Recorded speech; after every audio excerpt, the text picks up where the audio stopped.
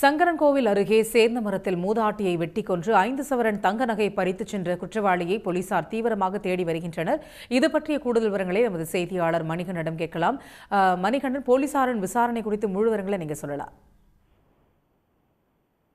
தென்காசி மாவட்டம் சேந்தமரம் அருகே உள்ள சின்னத்துண்டி நாடானூர் பகுதியைச் சேர்ந்தவர் மாடக்கண்ணு என்பவரது மனைவி பொன்னுக்கிளி.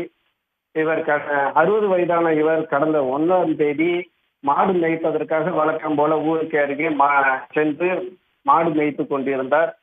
அப்போது அன்று மாலை 5 மணி ஆகியும் அவர் வீட்டுக்கு வராததால் பொன்னுக்கிளியை தேடி அவரது மருமகள் மாடு மேய்க்க சென்ற இடத்தில் போய் பார்த்தபோது அரிவாள் வெட்டு காயங்களுடன் இரத்த வெள்ளத்தில் கிடந்துள்ளார். அவரது உடனடியாக காவல்துறையினருக்கும் மற்றும் அக்கம் பக்தர்களை அழைத்து பொன்னுக்கிளியை மீட்டு தென்காசி அரசு மருத்துவமனைக்கு அனுமதிக்கப்பட்டனர். இந்த சூழ்நிலையில் நேரடியாக விசாரணையில் இறங்கிய காவல்துறையினர் தொடர்ந்து விசாரணை மேற்கொண்டு வந்தனர்.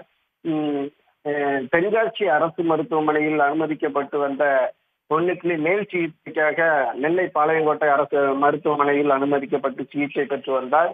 இந்த சூழ்நிலையில் நேற்று பொன்னுக்கிளி சிகிச்சை பலனின்றி உயிரிழந்தார். ஏற்கனவே 4 தனிப்படைகள் அமைக்கப்பட்டு காவல்துறையினர் தொடர்ந்து குற்றவாளியை பிடிக்கும் முயற்சியில் ஈடுபட்டு வந்தனர்.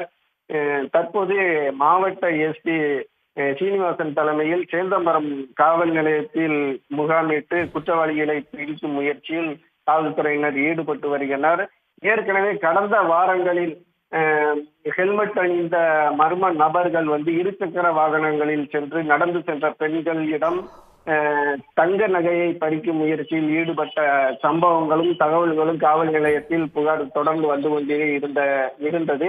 இந்த நிலையில் இப்பகுதியில் இந்த நகைக்காக ஒருவர் கொல்லப்பட்டிருக்கிற சம்பவம் அப்பகுதியில் பெரும் அச்சத்தை ஏற்படுத்தியுள்ளது. தொடர்ந்து இவர்கள் காவல்துறையினர் குற்றவாளிகளை பிடிக்கும் முயற்சியில் ஈடுபட்டு வருகின்றனர். இருந்த போதிலும் பொதுமக்களின் அச்சமானது இவர்கள் இந்த ஹெல்மெட் அணிந்த மர்ம நபர்கள் மற்றும் குற்றவாளிகளை பிடித்த பின்புதான் இப்பகுதியில் உள்ள பொதுமக்களின் அச்சம் அகற்றப்படும் எனவே பார்க்கப்படுகிறது.